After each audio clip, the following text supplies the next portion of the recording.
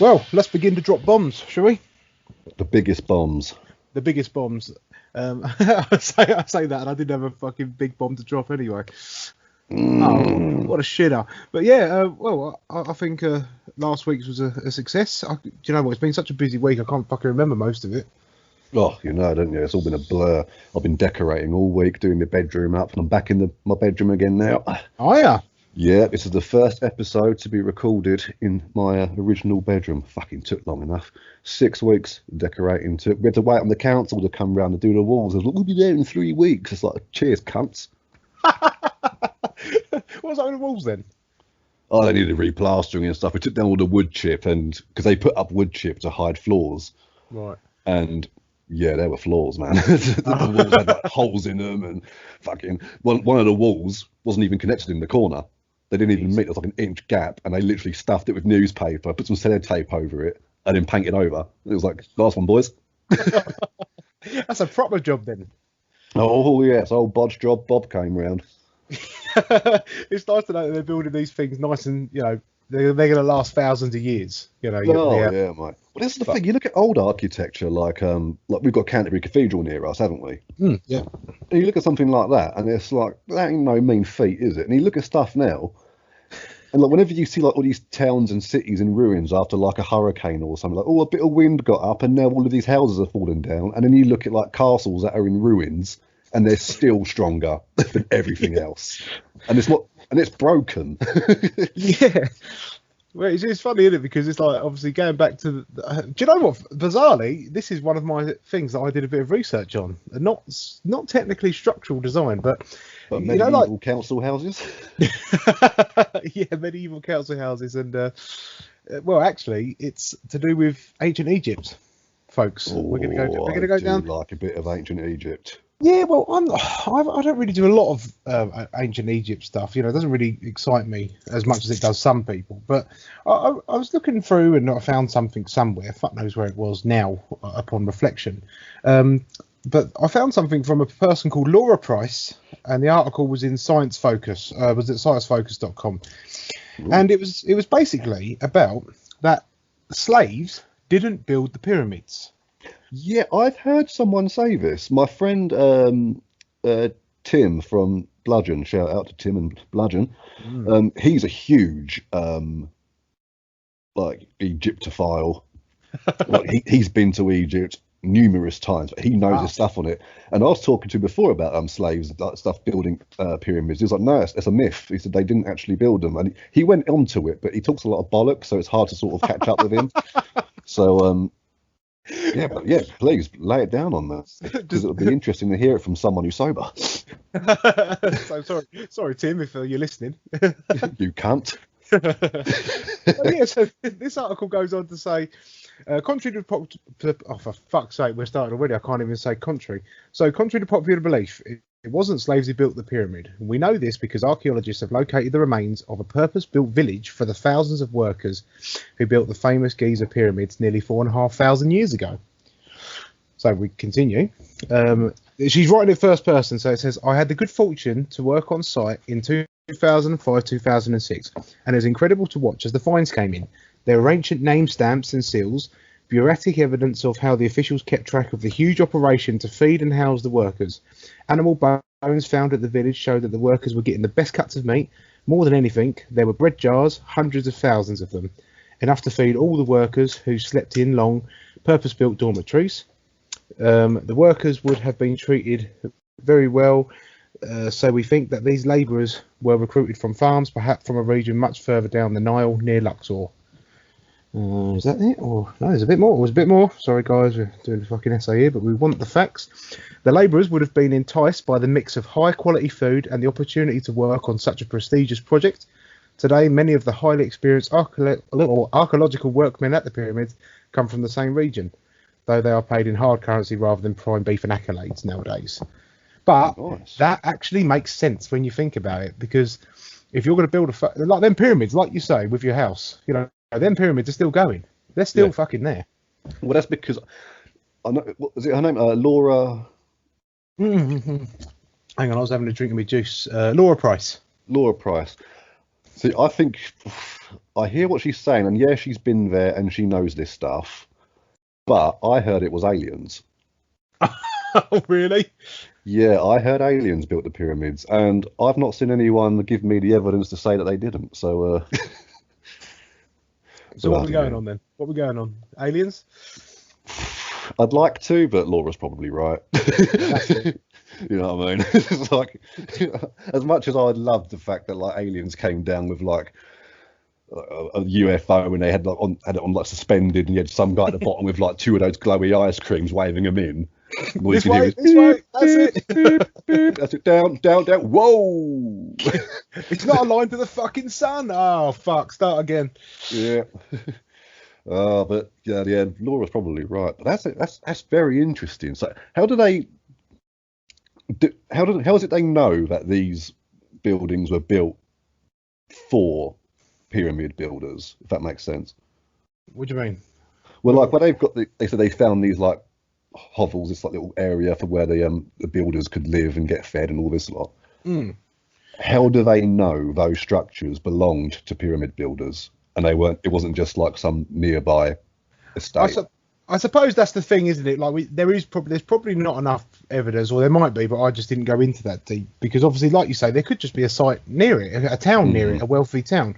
However, when you think about it nowadays, if you're going to build something like that, you're going to need a stonemason. You're going to need someone who knows how to build, like architecturally, how it's going Yeah. to be built. So it does kind of make sense that there probably was levels of slaves doing the shit jobs. But Yeah, maybe, 100%. I think there were definitely slaves there because Egypt were like Egyptians and like they were, as far as I know from what I've read, I could be wrong, but as far as I know, they were quite notorious for slaves. They had a lot. They had a lot of Jewish slaves from what I've sort of watched or read or heard.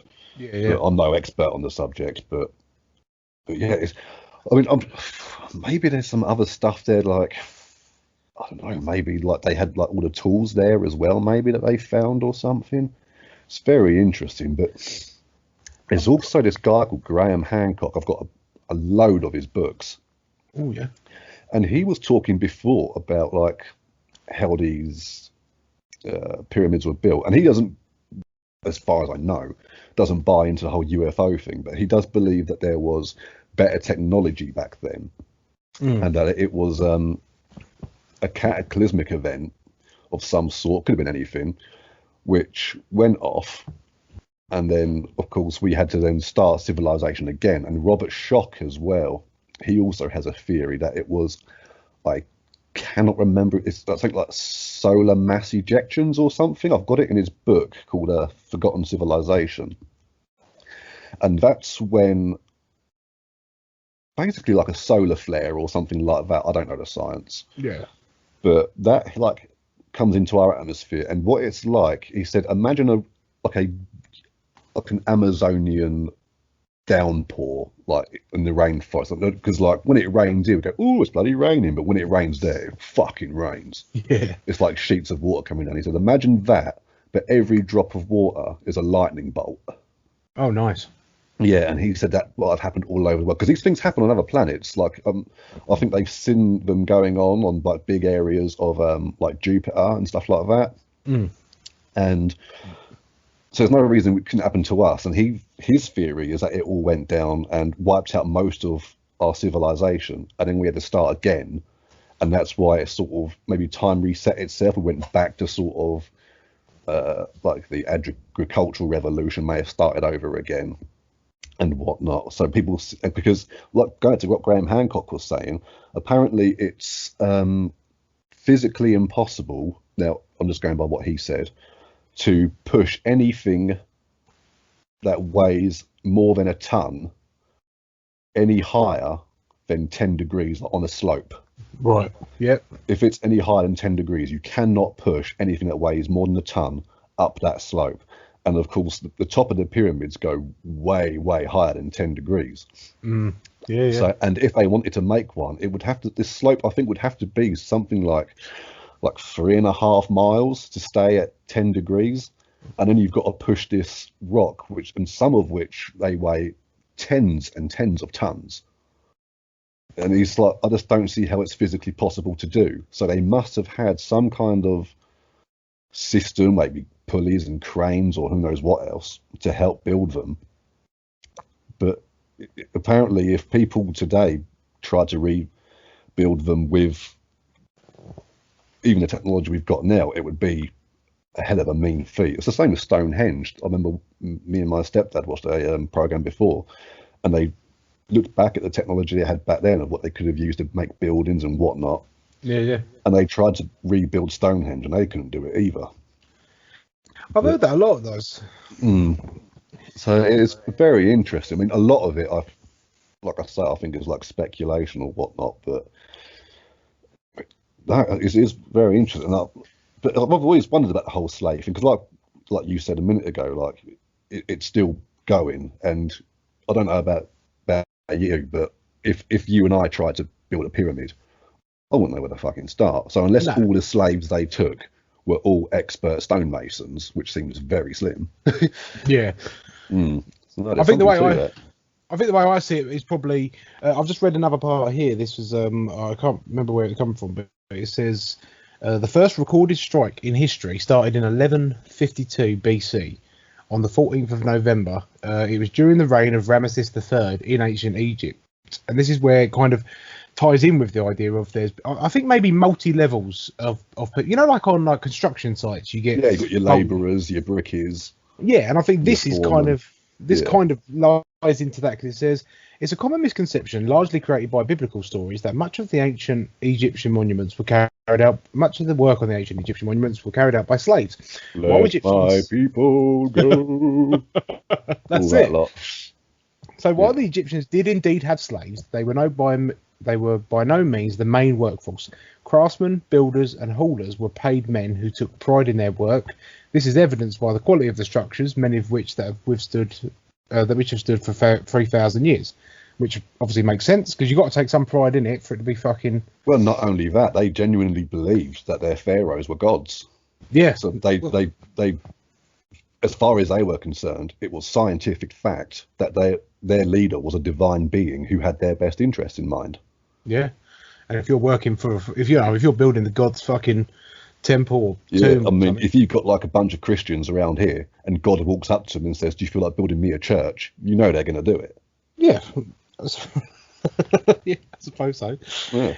It's a bit of a weird one, man. I just kind of, it was one of them things like, we just scroll through. It might have been online or on somewhere, and I just sort of thought, yeah, that does make sense, and it's kind of changed the way I thought about it. And then as soon as I start thinking about, work sites and even work in general, you think, oh, actually, it's probably exactly like that. The people at the top were okay, having a laugh with all their meat and their food, and the ones at the bottom were just dying. And yeah, but you're always going to need some cunt to clean the brushes, isn't you? That's right. There's always someone's got to clean up the camel shit. Oh, it ain't gonna be me, that's for sure. Well, no, that's why it's got to be a slave. You can pay me enough. I don't know. People say that. They say they can't pay you enough. If someone said, "What about for £1 million?" You'd do it, wouldn't you? I'd eat it. Well, there we go. That puts a stop to that one. Too right. Could nip that in the bud. I am on top of things that you wouldn't get paid to do. Right, I had a little venture into some. I nearly said venture into some sporting activities, but obviously, if you know me, that's such a comical thing to think about. But yeah, You've never owned a pair of football boots. Yeah, ever in my life. But yeah, I've looked at some of the strangest sports that you've never heard of. But because this is our podcast, people are probably like, "Oh, I heard about that before." Okay, cool. Why don't you fucking tell me? Yeah, that's why you said probably, you cunts. Yeah, that's right. Don't pick me apart, guys. Come on. Yeah, you could damn it, people. Come on, we're all good here. We love you, but Jesus. So here it is, right? Number one, which I found, octopus wrestling. I love it already. Yeah, man. Octopus wrestling was a sport that started gaining popularity in the United States in the 1960s. That seems like the sort of time they would have came up with that. Yeah. Stoned off their asses, sat there thinking, who'd win in a fight, an octopus or like another octopus?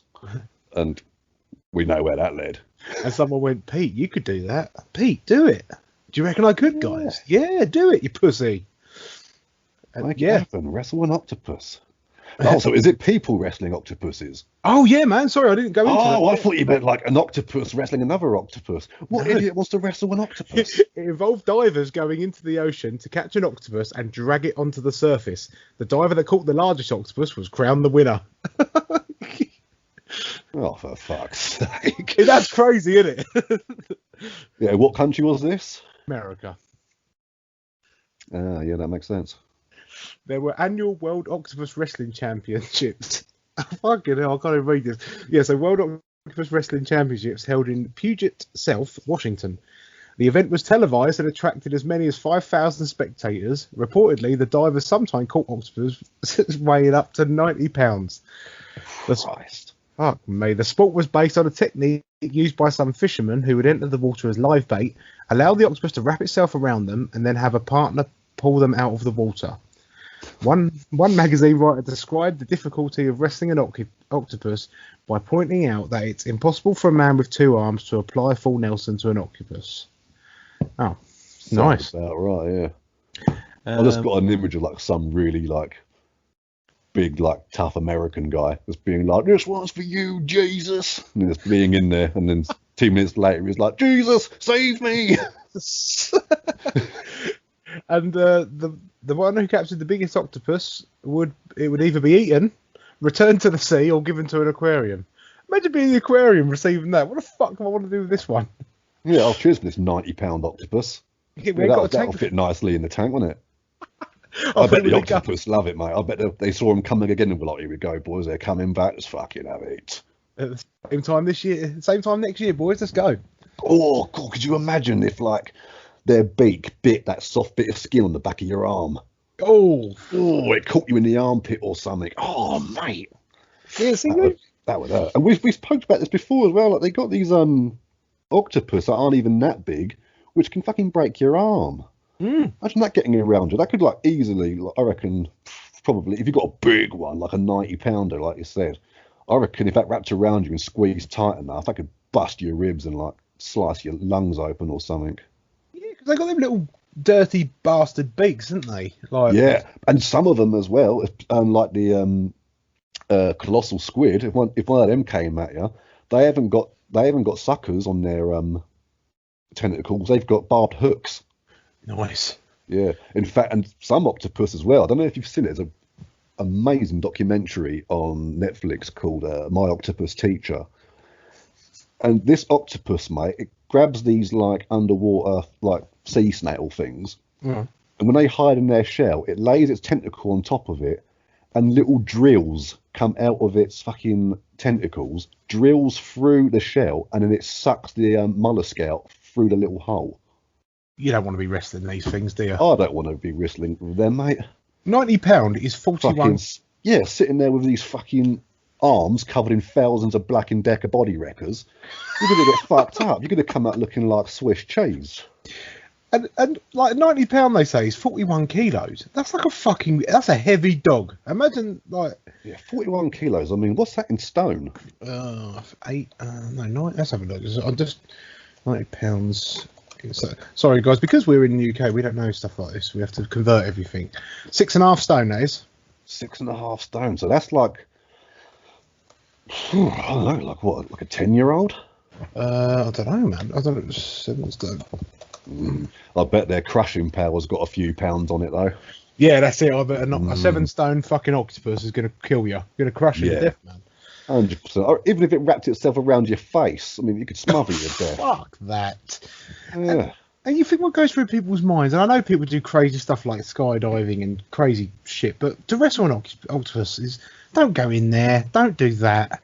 Yeah, what goes on in the ocean is none of your business, man. That's why they've got these fucking sea monsters down there. With You're trying to drag them out. Drills. Yeah, that's it. And dick arms. Yeah, that's it. What if you was getting wrestled and suddenly one of his tentacles went down your fucking throat, and before you know it, you're deep throat in a fucking cephalopod. You're a cephalopodophile. It's going to ruin your day, isn't it? It's going to ruin. One of them up your arse, mate. Jesus Christ! It's I like mean, that. who knows? It might even unlock the real you. There might be something there. But oh my god, this is my moment of awakening. I like being fat by octopuses. Hentai is now my thing. Off to Japan I go. But it seems like a really weird way to try and find yourself.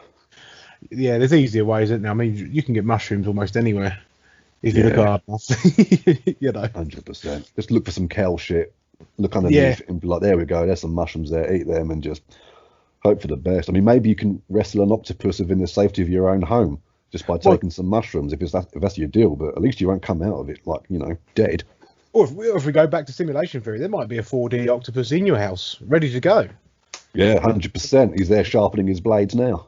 That's it. So all you got to do is get to that next level, get home, and have it out with him. And I guarantee you're going to come off better than if you went in the water and caught the cunt. 100%.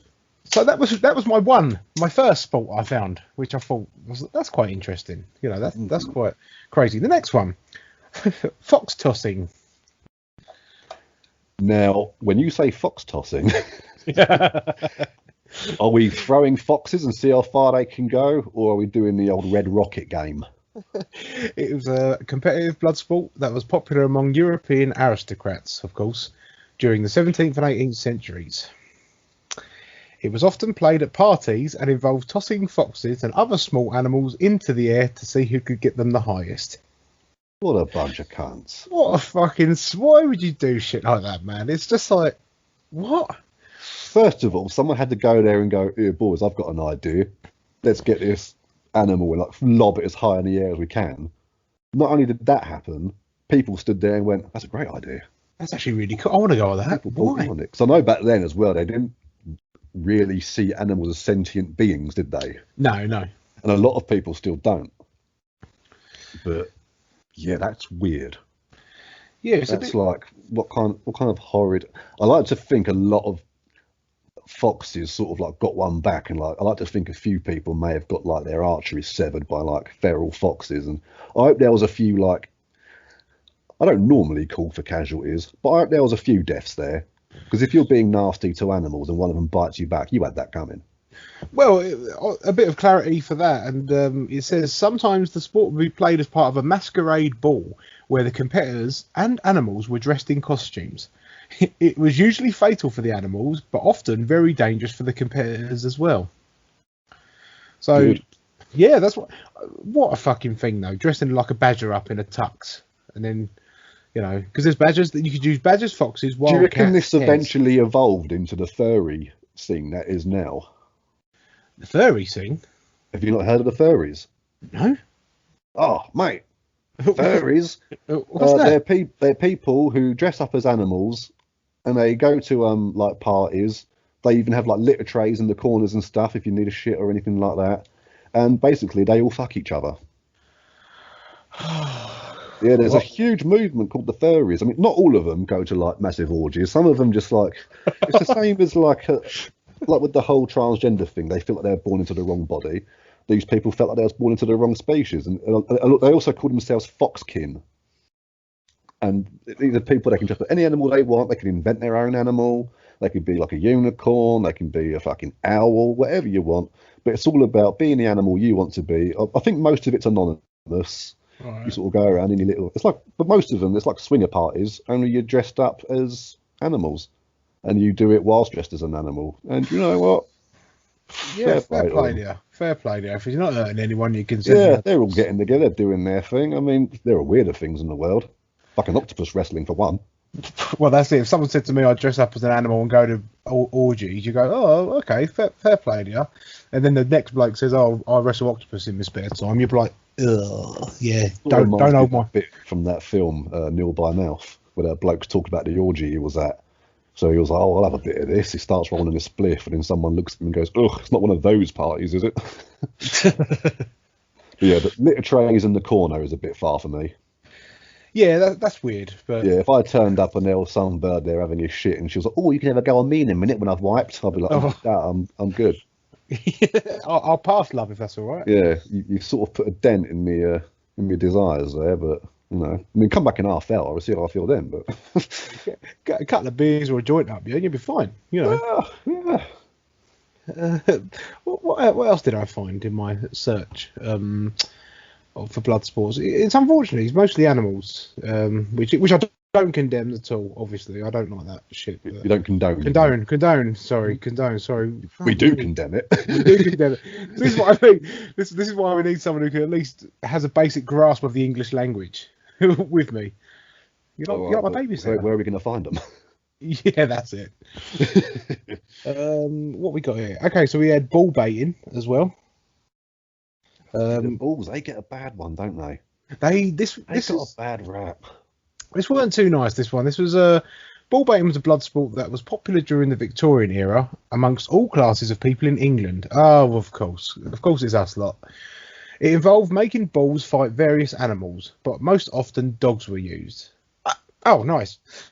The dog was declared the winner if it was able to bite onto the bull's snout and hold on. The need for small, fierce dogs for bull baiting led to the creation of the bulldog and the pitbull breeds.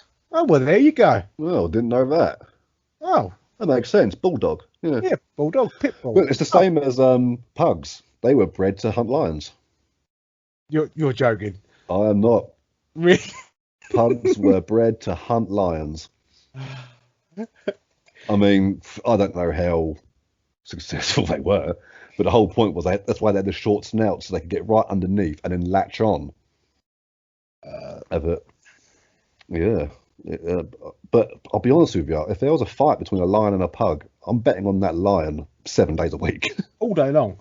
Yeah, 100%. You've seen lions, they're fucking huge. I remember I went to a cat sanctuary years ago, one of my exes, and because she worked there or volunteered or whatever, I got to go backstage and see all the stuff. Most people would pay through the nose for that treatment, but because I was smashing it on the regular, I was getting the old fucking, you know what I mean, boy. And I went in there and they had this lion, mate, who they called Tiny, ironically, obviously. And mate, I put my hand on top of his paw. Holy fucking shit! Was it big? Mate, it was like a dinner plate. Nice. And when you see it on TV, you think, oh yeah, but when you up close like that, it's like Jesus Christ. If this thing wanted to, You're fucked. I would not be on this earth anymore.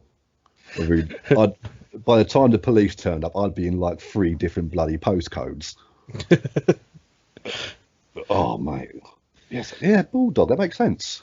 Yeah, and pitbull as well. Yeah, because they'd been in the pit, wouldn't they? Yeah. So fascinating.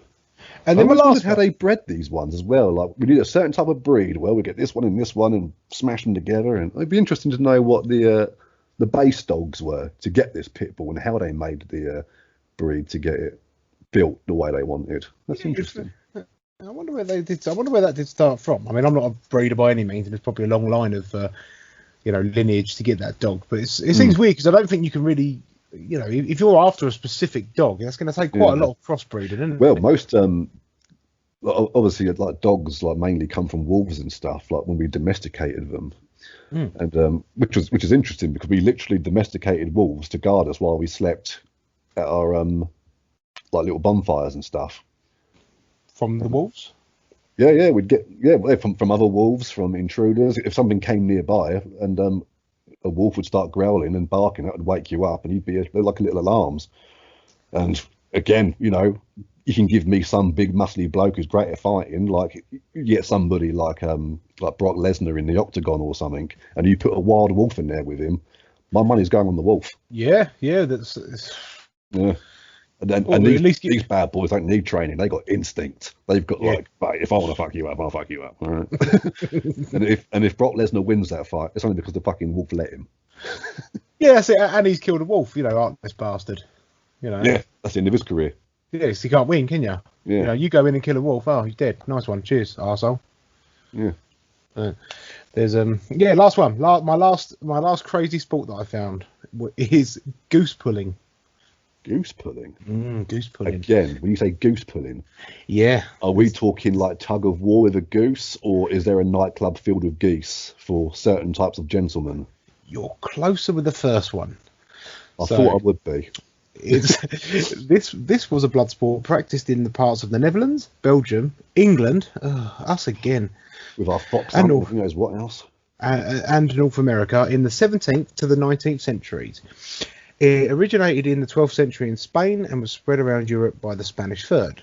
The sport involved fastening a live goose with a well-greased head to a rope or a pole that was stretched across a road. A man riding on horseback at full gallop would attempt to grab the bird by the neck in order to pull the head off. Oh, for fuck's sake. Yeah. Did they really not have anything better to do?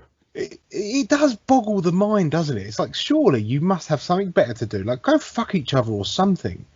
Yeah. And who thought of it? And who gone like, boys, do you know what? Why don't we hang a goose up by its legs across a bar, and then you ride your horse through, and try and grab it? No.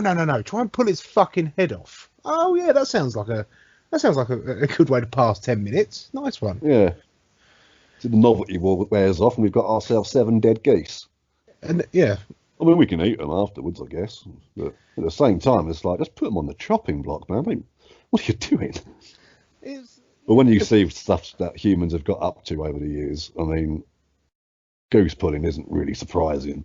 It's not really, is it? You know, we create bombs that fucking, you know. Yeah. I mean, did you ever? I don't know if you've ever read the Gulag Archipelago. No, obviously not. Some of the fucking shit they got up to. I mean, I won't go too much into it because it's pretty deep. And if there are people at home who suffer from a nervous disposition, just be warned now. Because there was this one thing they used to do. Because they used to I believe it was in Russia or around that sort of area, and these police would literally break into people's houses and arrest them for no reason because they had like a quota of like, you got to have like 6 arrests a week, and it's like, oh, well, no one's breaking any laws because they're terrified of us, so we'll just arrest this guy.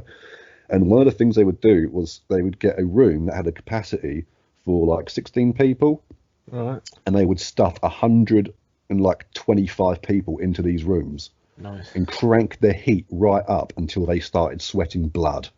Oh, nice. Yeah, and for no reason. It was literally, they just arrested them, and when they would take him in, they'd be like, well, what are they being arrested for? They'd be like, it's all right, it's going to ask you some questions, don't worry. If you're innocent, nothing to worry about. But they'd be like trick questions. No matter which way you answered it, you were guilty. You know, like in The Simpsons, where he goes on the police website, and it's like, have you committed a crime and want to turn yourself in? Like, yes or no? No. Ah, so you've committed a crime and don't want to turn yourself in. The police goes on its way to your house now.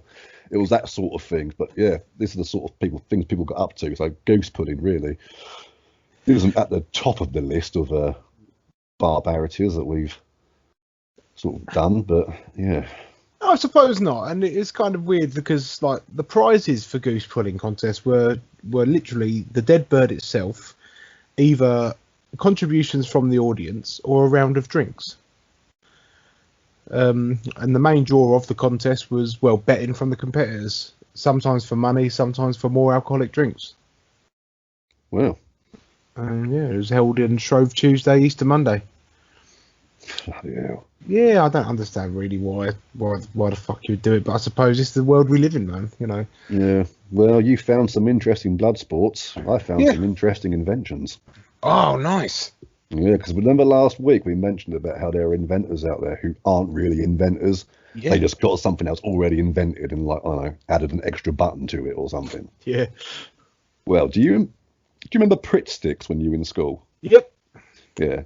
Everybody at home knows what a Pritt stick is, but just in case you don't, it was a glue stick. You turn the little bit on the bottom, and like a lipstick or a chapstick, the glue stick would come out and you would rub it on something to stick it down. Glue sticks, everyone's got one. Now, what if instead of glue, it was butter? What the fuck, really? Butter sticks, mate. And the whole point of it is that you could use it, and you can still buy these, to butter your toast with. You rub it on your toast. What? Yeah, but what I like about it is that it's great for on the go. As though there's some woman walking around with a butter stick in her fucking purse. I'm just going to magic up. Imagine going into a fucking calf going, oh, can I have a bit of toast, love? Yeah, do you want it buttered? No, thank you. I'll do it myself. You're holding it up like the fucking Holy Grail. Everyone in the calf's like, oh. What is it called? Butter stick. Oh, I'm trying to find it, see if I can see a picture of it. Cool. Oh, here we go. But while you're finding it, because you might find just sticks of butter, because there's also that sort of thing as well, isn't there? Go for it. Another invention that's out there is a DVD rewinder. No, surely not. Yep, and these are things you can buy. They're just there. If you've got a DVD that needs rewinding, panic not, people. They've got you covered. What the fuck is it? What is it then? What the fuck is it? I have no idea, but you put your DVD in it and apparently it rewinds it. That's all the information they're giving me. I don't know, this is fucking my head up, mate. What? DVD rewinder also? Yeah. Oh, I don't know. That's bullshit, isn't it? Is he just making a? Is he just making a? Oh, stop it. DVDrewinder.com. Well, you can get yourself a DVD rewinder, and while you're doing that, you can also get yourself a USB pet rock. God. It's a rock with a USB port in it that you can plug into your laptop. There's no battery in this rock. It's literally a rock that someone's cut into and put a USB port. But it's a USB pet rock. And apparently, they sell pretty well as novelty items for like people. They're like shit Christmas presents or like office, like we do like Secret Santas and stuff at the office and things like that. Apparently they're really popular. So whoever invented the USB pet rock, fair play to you, mate, because you literally got a rock carved into it, put a USB port. It comes with a lead, comes with a USB lead, and it comes in a little cardboard box as well. It's filled with hay and it's got air holes on it as well. What the fuck? Yeah, fantastic. How much do they go for? I hope not very much. No, I hope not very fucking much either. What the fuck is Hopefully wrong with not it? as much as the motorised ice cream cone. That's right, ladies and gentlemen. A motorised ice cream cone. A plastic cone that you put your ice cream in at the top, press a button and it rotates so you can just hold your tongue out. Because if you're that fucking lazy that you don't want to rotate the cone in your hand to lick the bottom bit, you press the button and it rotates for you. We've got that going on. See, I don't know if that's an invention. That's just taking something we had and making it useless. But I'm trying to think. The fat guy in me's trying to think like, would that be helpful? But I don't think it would actually, because it replaces the whole fucking cone, doesn't it? Yeah, and I like eating the cone. Yeah. Well, who doesn't eat the cone? No, I like it. Yeah, if I ever saw someone eat the ice cream and then throw the cone in the bin, you'd chill them, wouldn't you? 100%. What the fuck are you doing? You maniac. I would feed them that cone. I'll be like Daniel Day-Lewis. I'm going to teach you to speak English with this fucking cone. While shoving it in his mouth. Yeah. And then half headbutting him to death. Oh, God. What a film. I was thinking about that film the other day. So good. Oh, what a film. Wicked film. There's also a sleeping bag with legs. You can wear. It's a walking sleeping bag. It hasn't got sleeves for your arms. They're trapped inside. But your legs, whoo, forget about it, man. You can go walking in your sleeping bag. Oh, fuck off, man. I just found it. It's just... Oh, honestly, anyone listening, please just go walking sleeping bag. It is fucking ridiculous. I don't know what you would need that for. The zips are on the fucking feet. I know. Oh, I don't know. Where have you been searching? Have you gone onto the fucking dark web or something this week? Because what is this? There's also a fish training kit, which is like a little plastic like penalty shootout box with a little goal post with a net with a little ball. So your goldfish can go down to it, knock it about and see what it is and see if it can get a goal. Really? Yeah, fish training kit. They've also got these big things that you can put your fish tank in, and it has buoyancy on it, so it keeps it steady and stuff. If you go over bumps and whatever, but it's got wheels on it, so you can take your pet fish for a walk. Oh my God. But my favourite invention that I think is just fucking mind-blowingly genius is laser-guided scissors. Oh, wow. Scissors with a laser sight on them, so you can cut your wrapping paper in a straight line. But what it is, they've got the laser beam is on the top blade. So when you open it up, it just moves upwards anyway. Oh, yeah. And as you're cutting along, it's moving. It can't keep straight. And if you wanted to keep the top blade straight and just use the bottom blade, you're just going to hear because it goes through the fucking table. But it's literally like someone got a laser pen, sellotaped it to their scissors and went, now I can cut in a straight line, thankfully. And then afterwards realised, oh no, wait, I can't. Oh, but I'll still sell it though. Oh, 100%. You know what? People are buying it. And that's the worrying thing, isn't it, dude? That people are fucking buying it. Mm-hmm. But people will buy anything, won't they? They'll buy fucking any old shit. Mate, we live in a world where there's USB pet rocks. And laser guided scissors. Yes. Laser guided scissors. Fuck me. I can barely speak. I do kind of want to get a walking sleeping bag, though. Could you imagine going to a gig in the mosh pit with one of them? Well, yeah, actually. And on the train home as well. Yes. Wow, I just don't see why they didn't put arms on it. Yeah, you can get them with arms on, though, I think. You can get them with the arms? Yeah, it's like a full body, full thing that you do it. But just the walking thing, I don't get. Because you can't even use it to go for a piss, can you? Because your arms are in... because you'd have to take it off and have it down by your waist anyway. So you might as well just get out your sleeping bag and just go for a piss. Jesus. Oh, wow. Them scissors are on Amazon right now. $8.95 they'll cost you. Won't cost me $8.95. Oh, it cost me $8.95. I'll save $8.95. Yeah, who the fuck was that? Well, if you have the $8.95 on some nice black insomnia pour over bags. Oh, stop it! He's dropped the bomb. Yeah, and they would cost about that much if you use the discount code of TFTAK at the checkout and save yourself 10% on your first order. Or alternatively, go to www.blackinsomnia.co.uk/TFTAK to automatically assign your promo code. Boom! That's how we do it. I could sell sand to the fucking Arabs. Oh, that's done. That's the obligation fulfilled. Thank you very much. It is nice coffee, though, if you can say that much. Yeah, it's quite nice, actually. I had too much the other day. I thought I was having a heart attack. So don't have too much, guys, for fuck's sake. Yeah, use caffeine responsibly. Don't drink it if you've got heart conditions, you're breastfeeding or pregnant, or if you're a dickhead. That's right, because anything can be. Yeah, anything can be. I remember the funny story. We'll talk about a personal story when the person. We won't mention any names.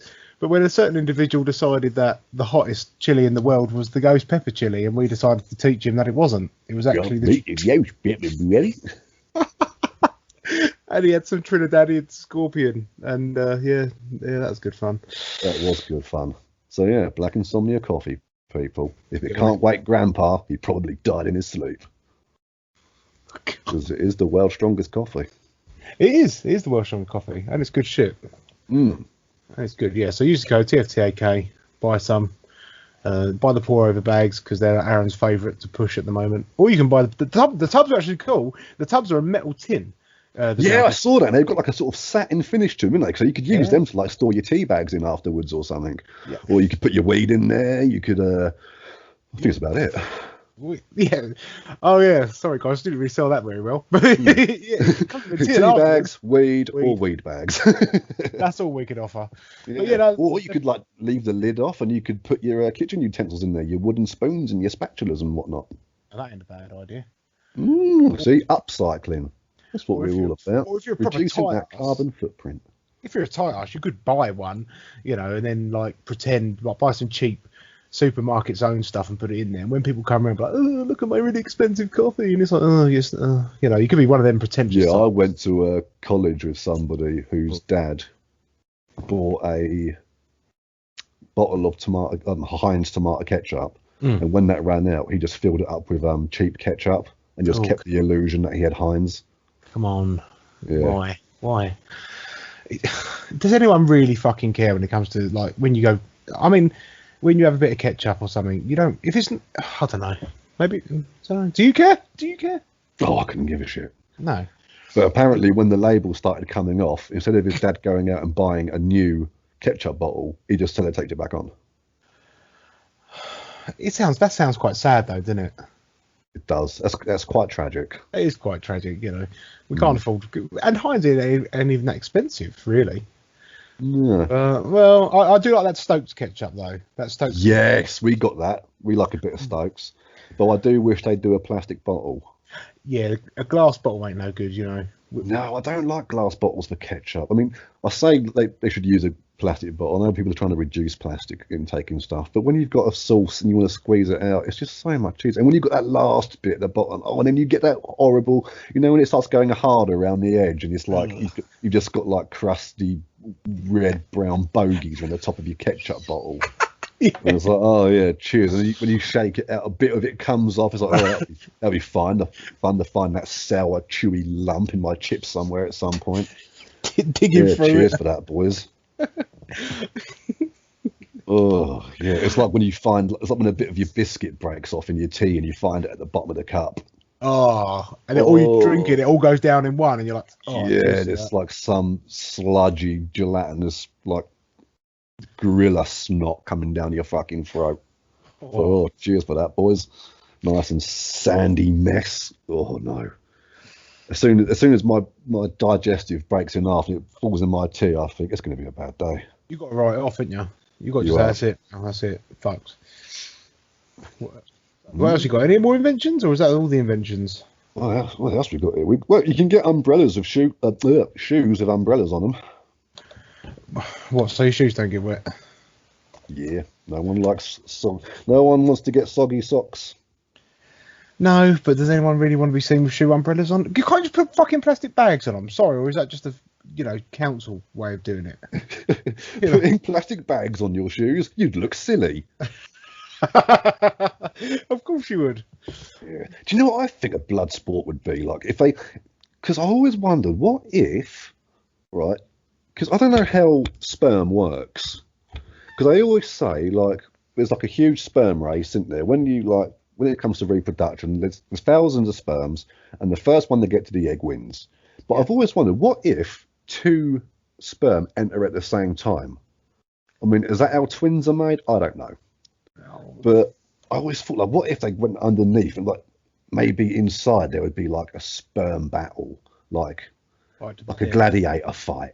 Like there'd be like a coliseum with loads of like egg bacteria watching, and you've got 2 fucking sperm battling it out, and you've got the one at the top who's like, let the baby battle commence, and you've got these 2 sperms having it out, and fucking tiger comes out, fucking happy man, oh, like gladiators. Oh man, I'd watch that.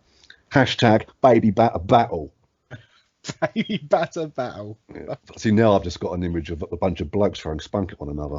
It'd be like an ingested band practice, wouldn't it?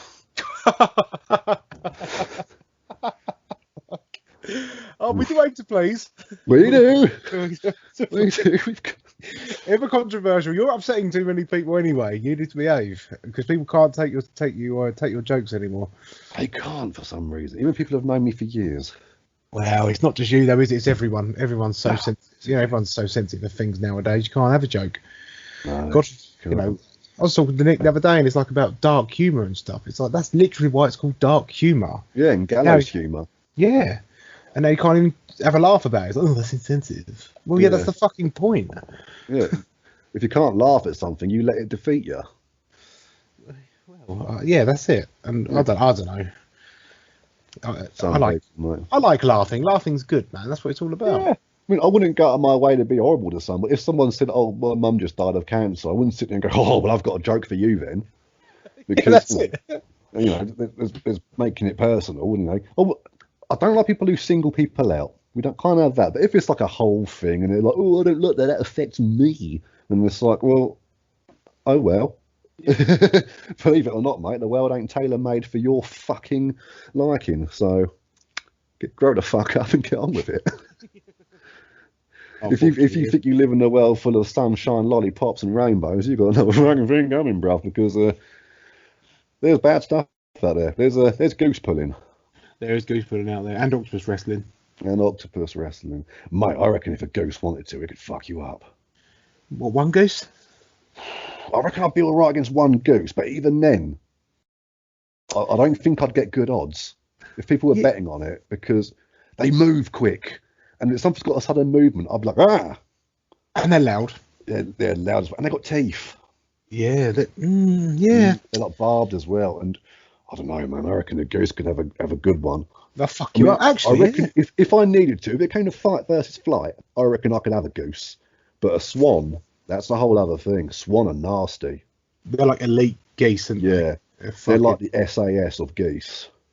Oh, big bastards. Yeah, they are like special armed swans.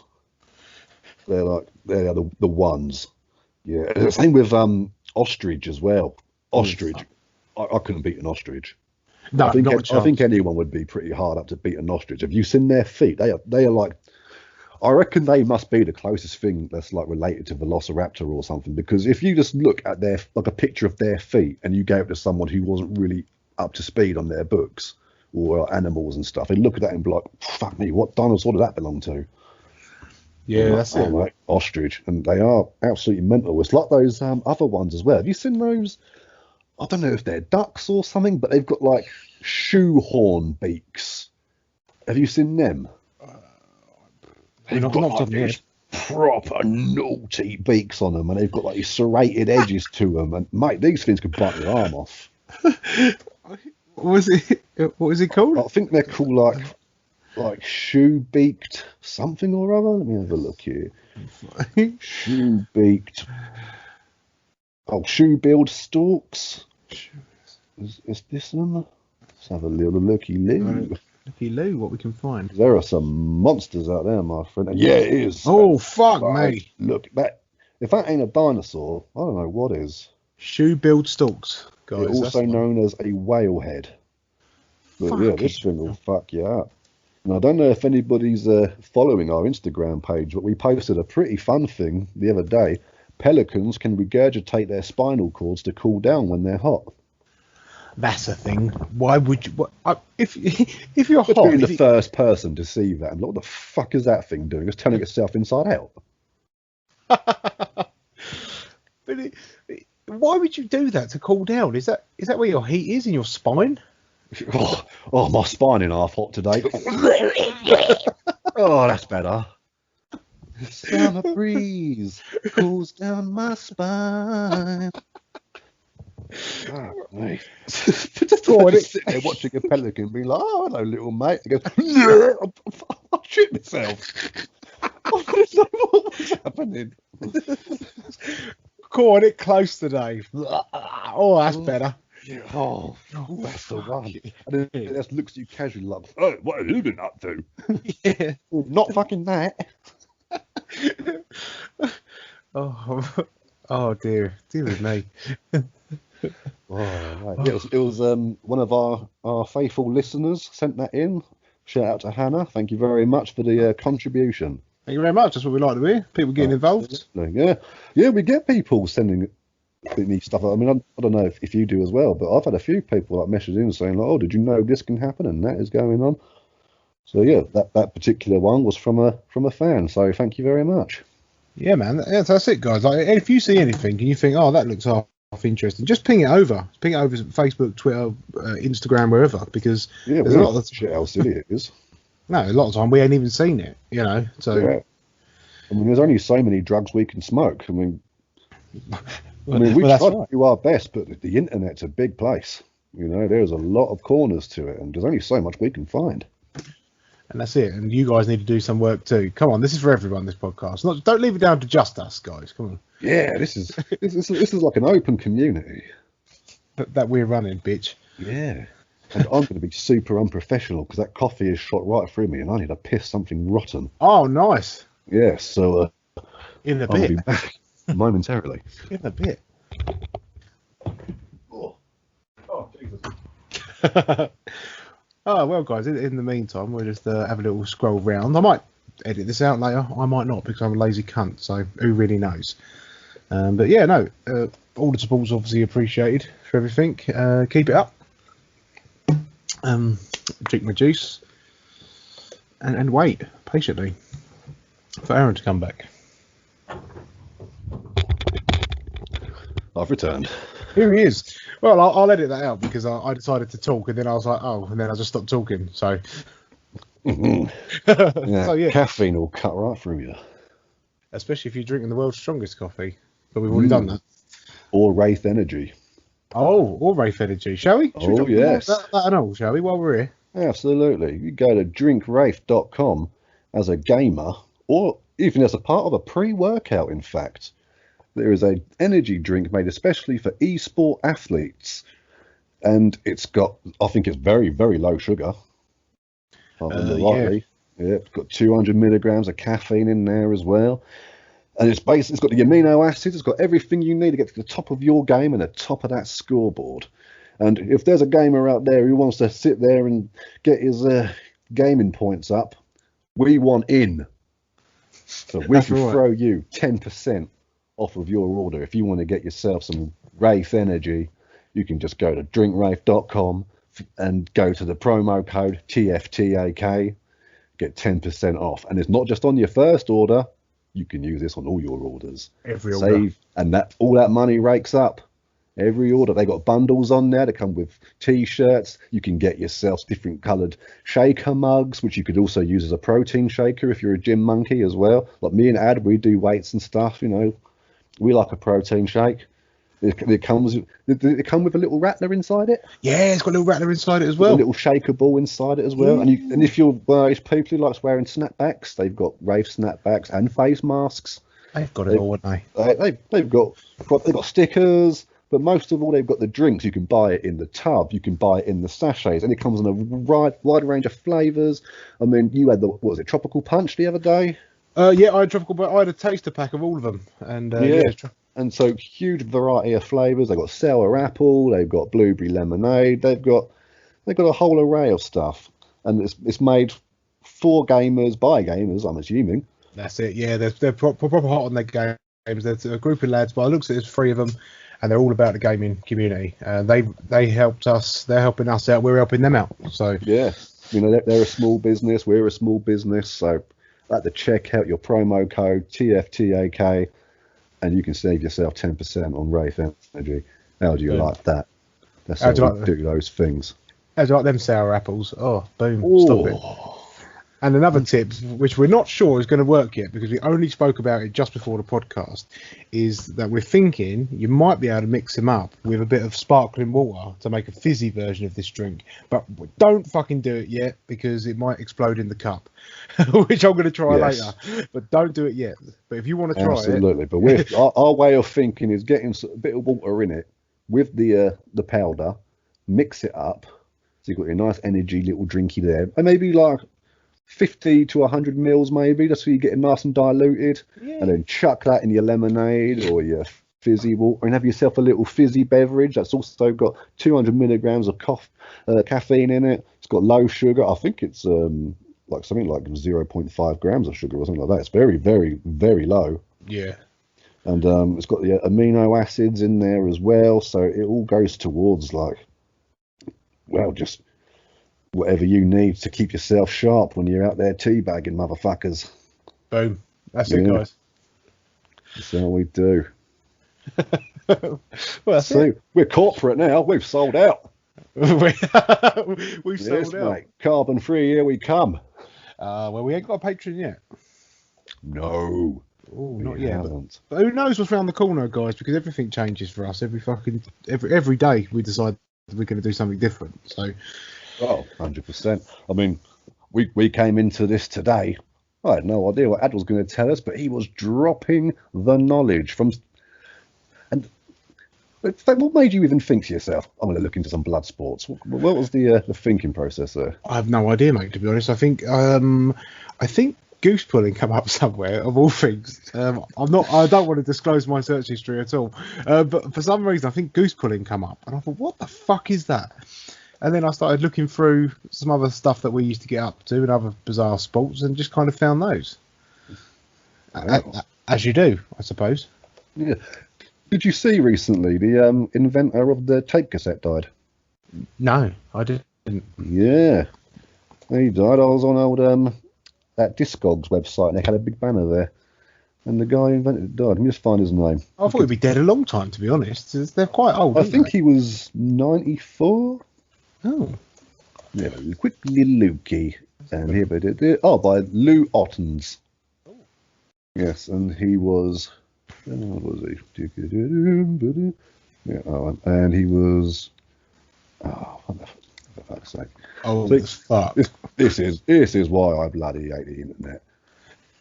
I type in something obscure, it should just give me what I want to know. Yes. Yeah, it should. 94. So, thank you, Lou Ottens from the Netherlands. You have given me many, many an hour of entertainment and many more hours to come. So, rest in power, my good man. That's it. You love a tape, didn't you? I do, mate. And what's this about you dogging? Oh, God, he won't stop. I won't let this go. Right. Well, now I know what you're talking about. Just for everyone who doesn't know, about 2 weeks ago, I dropped the bomb about dogging, and I don't even remember what I said, but it was along the lines of You went dogging by accident, apparently. yeah, dogging by accident. So the long story short of it, guys. I mean, you're going to hear personal stories now. So tough. So anyway, during lockdown or the first one, where you could go out. Like there was unlimited area where you could go to, it didn't really matter. You could go out and travel and, do shit. Me and Nick went out for a drive, as you do, happy days. And we ended up at Joss Bay, which is like Broadstairs Way. Oh, yeah. Other way. Other way, yeah. Yeah. I was thinking of Bromley. Yeah, Broadstairs is the way other way, yeah. Yeah, so we're over there having a nice time, etc. And now, unfortunately, I had a few too many lemonades on the way down, and I was like, "Oh, Nick, I need to stop to go to the toilet."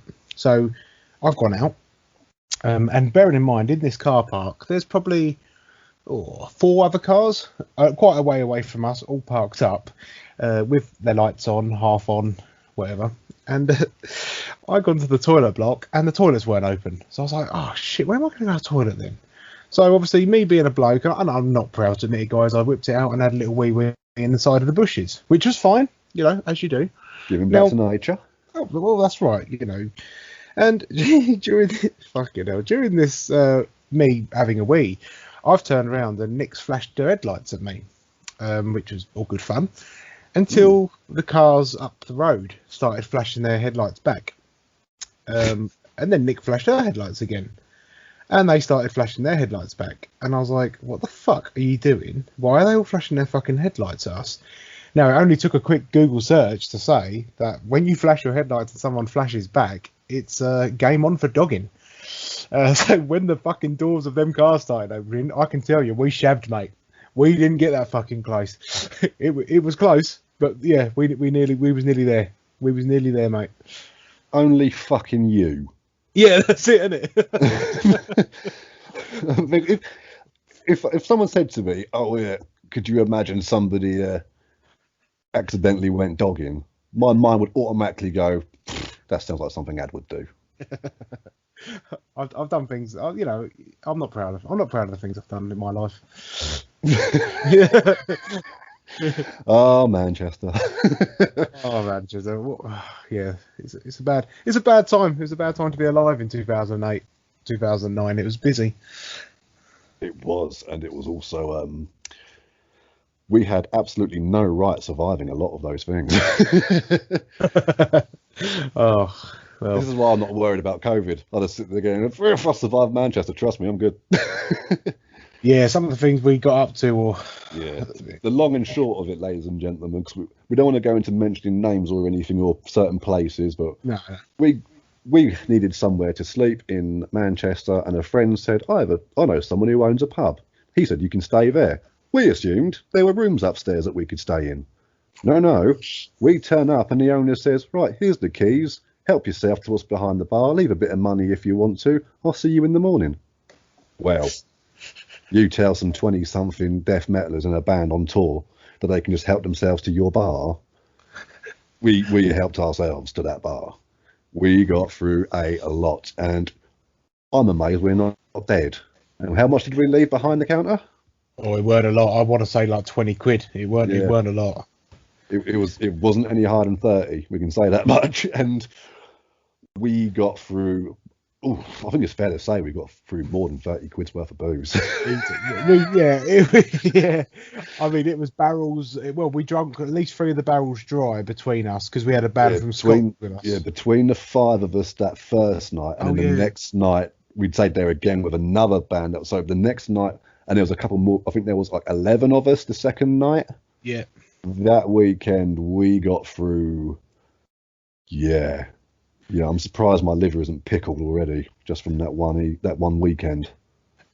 And the fact we was going to drive a car home when I couldn't drive a car. Yeah, and the fun thing was we got to see the very first Relentless fridge in the UK get installed. Of all the places for it to be installed, it was in a tiny little gay bar in Manchester. Yeah, they were the first one to get the Relentless fridge behind the bar with the Relentless bottles, wasn't it? Yeah, that's the one. Yeah, and it was the main bloke from like the installer from Relentless. It wasn't just one of their couriers. He was a Relentless employee. That's And it. we were like, oh yeah, look at that. And he went, yeah, he goes, this is the very first one to be installed as well, so you can all witness it. And we were like, well, there you go. That's our little thing. We were just sitting there hanging out of our asses, like, oh yeah, sweet. And then once he was gone, you can better believe old Aaron took a quick nap in that box. Yeah, you loved your box, didn't you? That's a good box for you.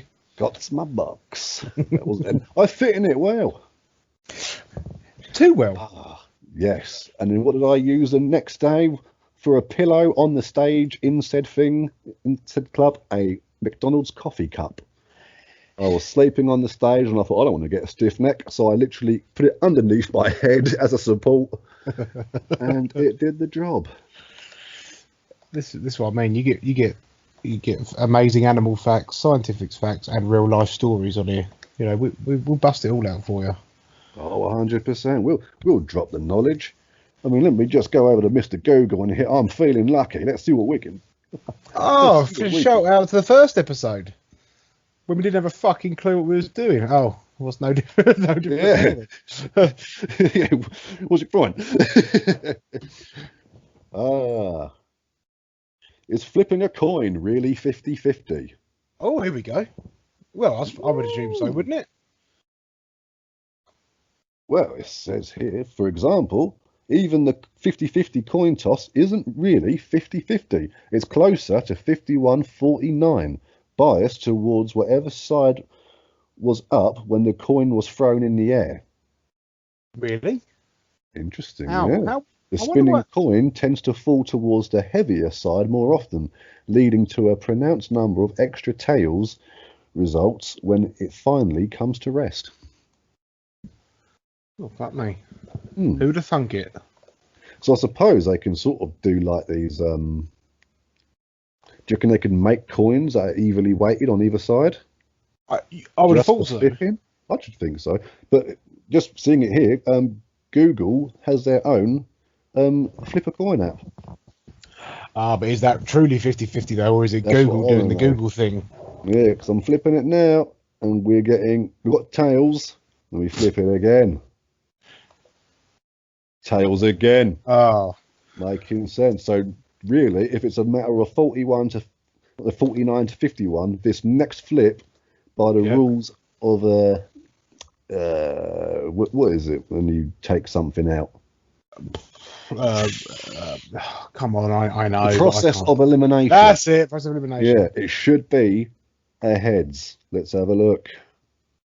And it was a heads. Oh, sure. Excellent. So there you go. You can go on Google now to flip a coin.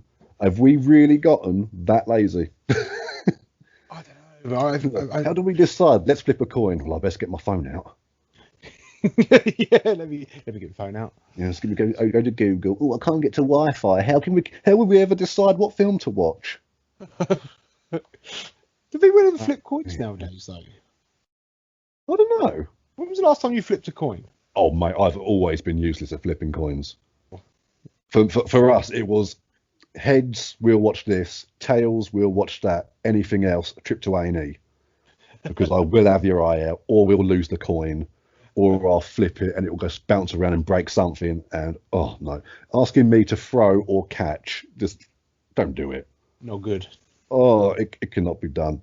And even like kicking balls as well, like in like sports. When I was when I was in school, I was always picked last in PE, and I don't blame them. I was terrible. I just couldn't do it. If it was something like tennis, just my hand-eye coordination. Oh man, forget about it. It can't happen. That's why I'm better at like sitting down sort of activities rather than getting up and about and catching shit. Yeah. Speaking of sitting down activities, mate, have you ever watched Paralympic rugby? No. Or like paraplegic rugby? Mate, these lads in the wheelchairs, they smash into each other. Yeah. Yeah, and even just sitting there thinking like, because they get right up, and even like with the basketball, I mean, I don't know how many times you must catch your fingers between the other guy's wheel, you get right up close. Ooh. They smash it, but mate, it is rough. I remember watching it on TV a couple of years back. I think me and like my brother were just sat there watching stuff, and there was wheelchair rugby was coming on, and we were like, well, that might be interesting. Fuck me dead, mate. These boys take no prisoners. I mean, even if you got in there just to take part in a wheelchair, you would need that wheelchair afterwards. You're fucked. They ram into you. They've got like these special. They've got these special like things in them, but like little brakes as well, so they can do handbrake turns, like ram into the side of you and stuff. Shit, man. Yeah, these guys do not fuck around. I mean, people look and think, oh, they're in wheelchairs, so they've got to be careful. No, they're hard as nails. It's definitely worth a watch. And the same with the basketball as well, man. They can like ram into each other and stuff too. But people at home, if you want a good night and a good sport with like a Friday night, and you want to get on YouTube and find yourself some wheelchair rugby, let the carnage begin. Get your popcorn out. I think it's more brutal than normal rugby. Yeah. Some of the ones we watch, mate, because even like they're smashing into each other's shins and stuff. They can't use their legs. They don't care if their legs make it. Oh yeah, shit. No. They don't give a fuck. They can't feel their legs. But they're smashing into each other. They got the elbow swinging round. Oh man, brutal. And some of these people, they capsize and they get smashed and they fall out the wheelchair. There's no like blow the whistle interference. They crawl back to their wheelchair, pull themselves back in, and get stuck back in again. Yeah. Yeah, mate, these guys don't mess around. These are barbarians. Hard bastards. Yes, mate. I'd like to see them do something like a wheelchair UFC. I think that'd be wicked. Fuck it. What, with the chair and all? Yeah. Wheelchair Jousting UFC. stick. Fuck it. That sounds like fucking gladiators. Yes, mate. Some of these wheelchair sports are amazing. Yeah, mate. It does blow your mind, doesn't it, actually? I'll tell you. So do you remember, like, on, like, they were saying ages ago, they were like, not ages, it's a few years back now, but they were saying, like, well, yeah, that would literally be ages, wouldn't it? What a fucking idiot. But they were saying, like, oh, yeah, people who have, like, who are, like, paraplegic athletes and whatnot. I keep saying Paralympic, but that's an event of its own. But it was like, oh, yeah, they can't join in with the normal, like, 100-meter dash or, like, the racing, like, with Usain Bolt and all that lot, if they've got, like, the prosthetic legs. Mm. They were saying because it gives them an advantage. It's like, they've got a fucking leg missing. When it comes to running, that's pretty much the one limb you need. Yeah, I'm not an expert, but I think and theirs is missing. They're like, yeah, but those blades that they wear, they call them blades, don't they? Yeah, that's it. They're like, oh, it gives them an advantage because they're aerodynamic and stuff. It's like, yeah, but they've also got their running limb missing. I think this evens out. Yeah, and like, what sort of times do they do? Is it much better? If it's leaps and bounds quicker, then yeah, maybe. Yeah, I mean, if they've got like hydraulic springs in there and they're like galloping like a fucking gazelle whilst puffing on a rollie at the same time, then I'd be like, yeah, all right, maybe this is unfair. But I don't know. I just think saying, oh, the bloke without any legs has got the advantage against runners.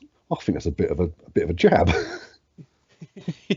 Yeah, when he's literally missing the limbs required to run. Yeah. Oh, yeah, that's a mad one. But I've always wondered with like prosthetic limbs stuff, if there's anybody out there with like prosthetic limbs, particularly like ones with your legs, I always look at them and I think, they just can't be comfortable, can they? And when you're running, I would be constantly scared that it was going to fall off. Yeah, they are quite crazy. I mean, I knew someone who had a prosthetic leg, and they're fucking weird because a lot of them just go on by suction. Really? And it's a lot of them just go on by suction. They have a little hole at the bottom, and you slide it on, and it just stays on by suction. And then you have to like unplug this hole, then you can pull it off. Fucking crazy. That makes sense. Yeah, because I remember like back in the olden days, they were sort of like they had like leather hides, and they had like those corset ties on them. Mm. And they would go right over the stump. But if like people back in the old days didn't have, if it was like a very close cut to like the knee underneath, so they just had like the wobbly stump underneath that was like so many inches long, they couldn't have the corset one because it'd be too tight, wouldn't be able to bend their leg or anything. Right, yeah. And that's why they had to use like with them ones, it was like the peg legs and stuff like that. But I just always imagined that like they would just fall off. And when you got these people like that, I can't remember his name now. That cunt who shot his girlfriend through the door. Pistorius, Oscar Pistorius, was it? Yeah, that's him. Yeah.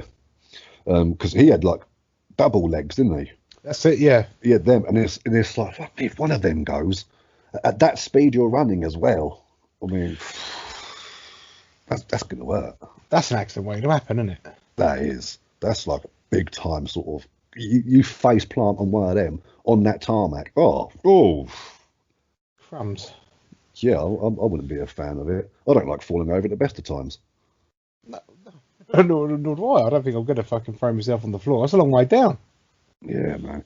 I mean, I was watching these athletes the other day on this video. There's this guy who was doing these. He's like a monk over in Asia somewhere. Shout out to Asia, and because he had like the orange trousers and all that lot, and he had like that sort of pretentious belt thing that has like a little bit hanging off it on one side.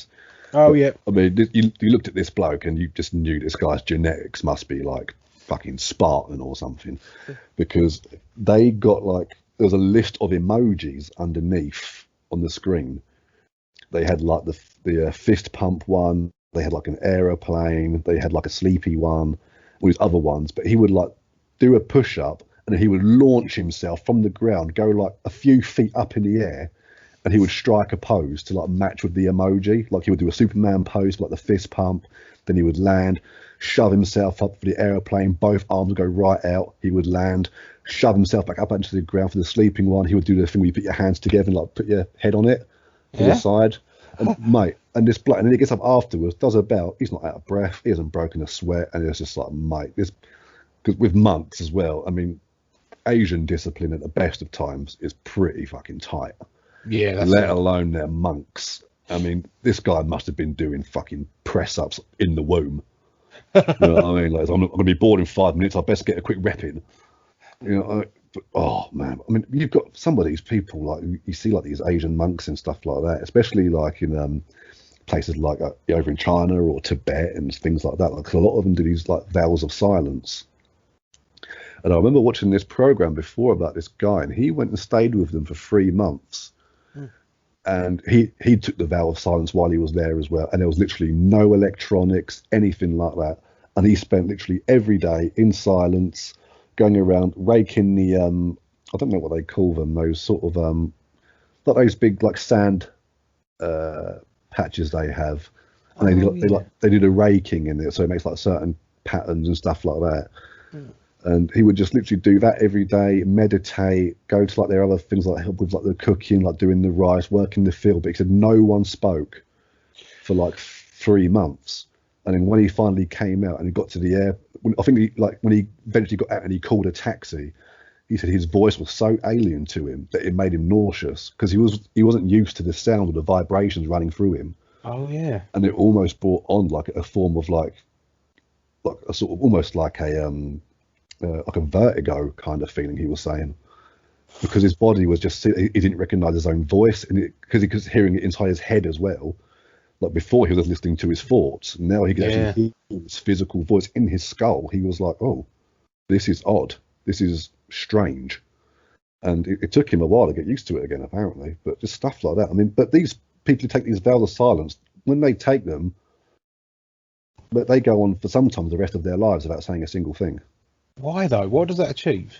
Or is it just maybe? I don't understand why. I don't know. I think it's just like a religious thing, and maybe just like trying to communicate in a way where all of your thoughts are maybe there for God or something. And I don't know. But hey, we've got Google right here. Why do they take a vow of silence? Why do monks take? Oh, there we go. The first bloody. Oh, they're listening. Most monks in Buddhism take a vow of silence in order to train themselves in the right speeches. That is to say, they believe that not saying everything that comes to mind will help them keep out harmful words. As a result, the monks will be able to pick the words that best suits the moment. Oh. Well, there you go. They don't waste their breath. Well, fair play. There you go then. And there's a few people out there. If you too want to take this vow of silence, please fucking do. Because we're sick of hearing from you. Right, you want to give it a go for us? Come on. Yeah, come on, just for a laugh. But you even get these other ones as well, like you get these monks in India, and some of these like hermits, as they call them. And in order to be closer to God, they would just literally hold their hand up in the air, and leave it there. And eventually they hold it there so long that their joint just fuses from their shoulder all the way to their fingertip as one bone. Because they don't move it, it just stays there completely suspended. It eventually fuses together. But what I don't understand is these people that are doing that are all sat down. And it's like, if you want to get closer to God, just stand up, you cunt. Yeah, you know what I mean? But there are some people who lay on their backs and literally just hold their feet and arms up in the air, and other people feed them, bathe them, wipe their asses for them with the old like the old hospital bed toilet things. Yeah. The old shit tins. They put them underneath them, and they just devote their whole entire life just laying on their back, holding their joints up, going, "I'm closer to God." Again, just stand up. It's crazy. You'll be even closer, because I don't know about you, mate, but my arms aren't 6 feet fucking long. No, I'll stand up. I'm closer to whatever's above me. Yeah, because how tall are you? You're like a good, what, 6'5", 6'6"? Yeah, 6'5", 6'6". Yeah, because I'm 6'2", and you've got a few inches on me. Does that mean I'm closer to God? You are. Oh, which means I've got to start going around with my arm up in the air. Well, apparently. Bloody lunatic. I mean, if people want to do stuff in their religions, there are things we don't have to understand. We don't need to understand them, you know what I mean? But with things like that, it's just like... It's a whole different level of devotion, isn't it? Yeah, I'm going to cross my legs, sit on the floor, and hold my hand up so I'm close to God. So, but if you stand up, you'll be 2 feet closer to him. Just do that. Yeah, just be close to him while you're walking around. It's much more productive. And if God did exist, and I put you there, I was like, there we go, you've been created. Cheers, I'm going to spend my life sitting down with my hand up. I'd be like, oh, well, that was a waste. You'd be gutted, wouldn't you? I'd be well pissed off. Go on, then off you go. Oh, what are you doing? It's like going to the pet shop and coming home with a dead puppy and just leaving it there. Like, there you go. What's the fucking... Oh, I don't know. It makes you laugh, you know, like all these things, like if they're going to be, like people who are devoted to this and that, and also the abilities of humans as well. Some things amaze me, like not just physical stuff, but I mean, you know, Nick's well into her ghosty stuff, isn't she? She likes her ghost programs, paranormal stuff, yeah. Yeah, and I've been looking into like slightly different bits and bobs about people's, I wouldn't say, maybe psychic abilities and stuff like that. And you know me, I'm as skeptic as they come when it comes to shit like that. But some stuff just is like, wow, that's quite interesting. I mean, I haven't researched this guy, so I'm not going to come out with literal examples. I'm just talking off the cusp. And it's like, I was listening to things like automatic writing. Have you ever heard of shit like that? Yeah, that's when I watched a program on that, actually, a documentary on YouTube with that chavvy from Blackadder, and he also does that Time Team thing. Yeah, it might be the same thing I've seen. Tony, what's his chav? Yeah. And they were talking about it on there, and he just sits there, like, closes his eyes and just holds a pen in his hand to the writing, and just moves it around randomly, doesn't he? And then eventually, without even thinking about it, he'll start writing down your subconscious thoughts and stuff. Yeah. And then he would look back at it and he'd be like, oh, I've written this name down, I've written the word angel down, and just things like that. It is interesting. Yeah, but you know, and like my thing is like, how true is it? You know, I think that the practice of subconscious writing is real. Yeah. Like for automatic writing, sorry. But I do think it's just the subconscious thing, just doing it as you go. Of course, back when people were practicing this at first, you know, psychology just really wasn't what it is today. We didn't understand things. Like people today who suffer with depression back in the day would have been called insane and locked up in a fucking padded cell. Yeah, that's it. And they was like, oh, that would be best for them. Yeah. It's like, oh, I keep smelling burning wherever I go. Oh, that's all right. I'll just remove a part of your brain. Yeah, there we go. Problem solved. Like, there you are, love. Can you smell burning? Oh, that's good. It's like one of the Kennedys, didn't they? Had a transorbital lobotomy. Yeah, and because she had like mental problems, and it was it Dr. iOS or something his name was? I can't remember. But But he did a he was like very famous for like the transorbital lobotomy. But yeah, one of the Kennedys had one. This poor girl, and she was just fucking brain dead from then on. And there was like, oh, but at least now she's not like spontaneous. Basically, she was a woman who wanted to be her own woman, and they were like, well, we can't have that. Rosemary.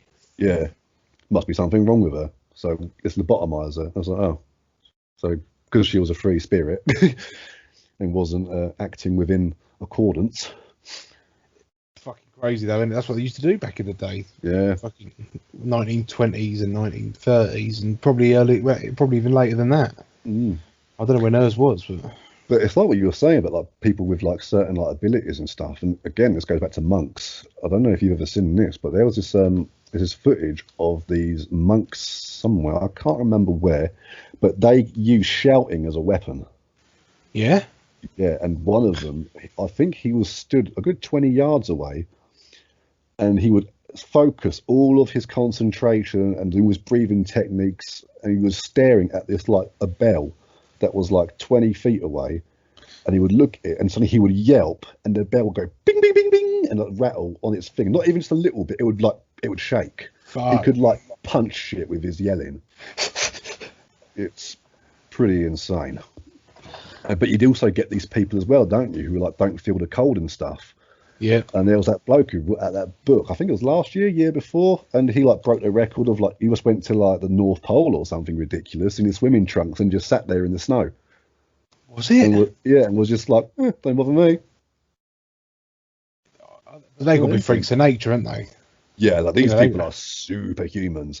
This is where like the like you get those special genes, like there's something in your genetics that like makes you like fucking something's gone on somewhere down the line in your ancestry that makes you have that gene. Yeah. And it's pretty insane. But yeah, people like that are absolutely crazy. It's like me and Mum were watching this thing before on the TV about these people with like, because it was about CBD, funny enough. It was like CBD oil and things like that, and how it can like treat people. And basically, it just came out saying it's the fucking miracle drug of the future. And stoners like us have been saying that for years.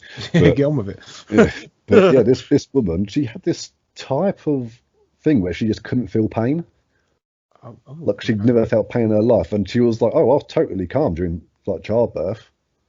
It was heavy breathing. It was like a push, but yeah, that was it. And like she got the world's hottest chili, eat it, not feel a thing. She's like, oh, that tastes nice, doesn't it? Doesn't bother her at all. Like literally anything. She's never ever felt pain in her life. God, like a bitch. You know, don't you? But then there's another woman who would have something like 80 orgasms a day. Nice, I've heard of this one. Yeah, but she wanted to kill herself at one point. Yeah. Just walking along, she said, like, I'd just be in like the shop, and then suddenly, boom, orgasm. And she just like stumbling and, and it was just like, fuck me. But yeah, it's like that guy who had hiccups for 7 years. I think he killed himself in the end. God, wouldn't you though? Yeah, 100%. Poor fucking bastard. Fuck's sake. Oh yeah, hiccups are the worst. I mean, what are they even for? You know what I mean? It's like the honeybee's sting. What's the point? But it's true though. I don't. And like, when I have hiccups, I don't know about you, but I get fucking angry. Oh, I mean, I get so annoyed. I get past the like first, you know, hiccuping, you're like, okay. Then it's like, right, I'm getting the fucking arsehole now. Yeah, like the first one, it'd be like you'd be talking, just go, and you'd be like, oh, didn't see that coming, and like it makes you giggle a little bit. Then, like a second one will come, you're like, oh, we're on one now, and then by the third time, novelty's worn off. Yeah. And I'm pissed off now. And it's usually when you're halfway through a conversation or doing something, you're like, right, okay, I can't let you do it now. And then they just say like, oh, try drinking water. It's like, you try drinking water when you got fucking hiccups. Fucking, did you drown yourself? And I don't buy into this drinking it water upside down bollocks. I think some doctor came at that for a laugh, and he was like, mate, I've got thousands of people bent right over trying to drink a glass of water upside down. Have you ever done it though? It works for me. Does it? Yeah, it works for me. I've literally nearly drowned myself a couple of times, like, but it's good fun. Give it a go. Do you know one thing? What are you Googling? One doctor said the method works because it forces your abdomen muscles to contract. Okay. Okay. Might be something in it after all this time. Yeah. Well, there you go. One last thing, right? Before before we round up, because I don't. Where are we today? I don't know how far we've got in. Oh fuck me, hour and a half of rambling. Jesus, are you lot lucky today? Lucky now, we're busting the treats out. I want to know, right? And it's not a high functioning fault by any means. But I want to know why we call an orange and not like a grape a green or an apple a green. I've often wondered this. This seems very, very lazy. But I also wonder, is it called an orange and then we just name the colour after the fruit? Oh, yeah. I don't know. Like certain shades of brown are called like mahogany. Ah, yeah. And things like that. I mean, stuff like that I'm all good with. But when they start getting pretentious with it, they're like, oh, here's a nice shade of blue. It's called Brooklyn Nights. I just think, fuck off. It's blue, you cunt, all right? It's a little bit darker than navy. And they're like, oh, is this? It's like I've got the old wallpaper up here. They call it the wallpaper. You paint up. I've got two different colours in here. One's natural sage. Now, I don't know what unnatural sage is, but I'm sure it's a different colour to natural sage. What the fuck that is. And then the other one is like a brownish, sort of creamish colour. I think it's more of a biscuit colour, like my mum was saying. She kept calling it biscuit. But on the tin, it says seashell. I've never seen a seashell this colour. I mean, I don't doubt there's some out there, but I never fucking seen one. Is it for marketing, do you think, or? Yeah, I think they're trying to make it sound posh. I think it's more of like a sort of very weak cappuccino sort of colour. It's got that sort of nice. It's like a blend between like cream and brown, but you get other ones as well where they're like it's autumn mist, or they're like it's like, oh, what colour's this? Oh, that's Alabama Harvest. And it's like, well, I'm going to take this tin of Alabama Harvest and I'm going to bludgeon you to death with it and call it brown. How do you like that? How do you like them apples? Yeah. How do you like them fucking sour apples? Oh, sour apples. But but I hate stuff like that sometimes. It's like you got these things like people who drink wine, like the wine tasters, and they're like, just a whisper of hay and yes, just fragile undertones of whatever the fuck. And it's like, what are you talking about, you cunt? Do you know what I mean? I'd like to taste one and be like, oh, it tastes a bit like Ribena and lighter fluid. There we are. No, there's things like, oh, playful undertones of grape and vanilla. I was like, oh, mate, I'm going to glass you in the throat. What the fuck is a playful undertone? No one knows what a playful undertone is. They're making it up. This is what I was saying the other day, right? When people do, and we're gonna, fuck it. I was gonna finish, but fuck it. So we're talking about art and stuff, and people look at art and go, oh, that's not. Maybe I'm old-fashioned, but I think art is when you draw a fucking picture or a painting. You go, oh, that looks nice. Now when we watch some program, I like a farm in a field. Yeah, that's it. Something nice and simple, or a nice picture. Something you can look at and go, oh, that's nice. Now, I can do abstract. Don't get me wrong, Dali and all that. I can do surrealism. I can do all of that. Yeah. Don't get me wrong. But when there's some of the shit I've seen on this programme, if it's something Grayson's art show or something, oh, my fucking God. Oh, yeah, Grayson Perry. That's the fucking one. Yeah. What? Interesting story about him in a minute. Back on, mate. Hold on to that. Yeah. So, bearing in mind they look like a fucking bunch of weirdos, and why do all fucking artists look like cranks? And I'll tell you, because they're pretentious cunts. Because, do you notice how most stoners look the same, but I don't look like most stoners? No.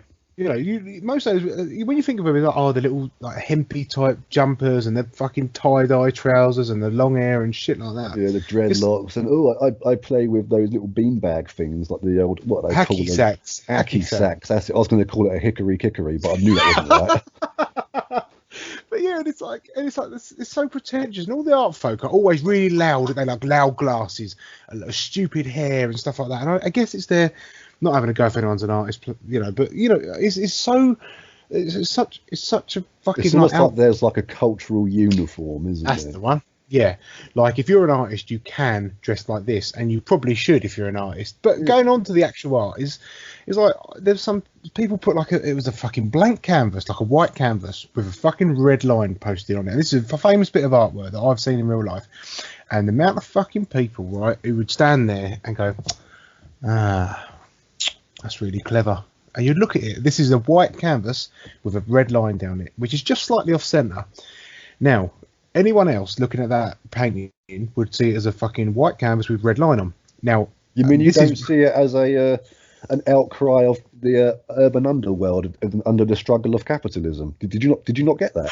That's the first thing that came to my fucking mind. You must have fucking seen it, and that's it.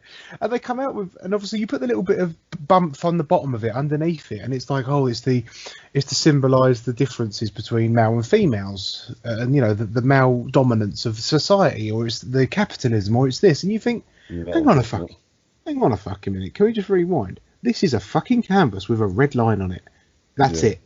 You know, and don't get me wrong, I love people expressing themselves how they want. I do, and it can be really interesting. We are huge fans of the arts, whether it's music, you know, reading, movies, art itself, with the painting and sculpting. If you've got it, go for it. Express yourself in any way you please. But if it's shit, don't expect me to buy it. That's right. We have the free right to do whatever we want on this podcast. And if people want to listen, they'll listen. If they don't, they won't. Happy days.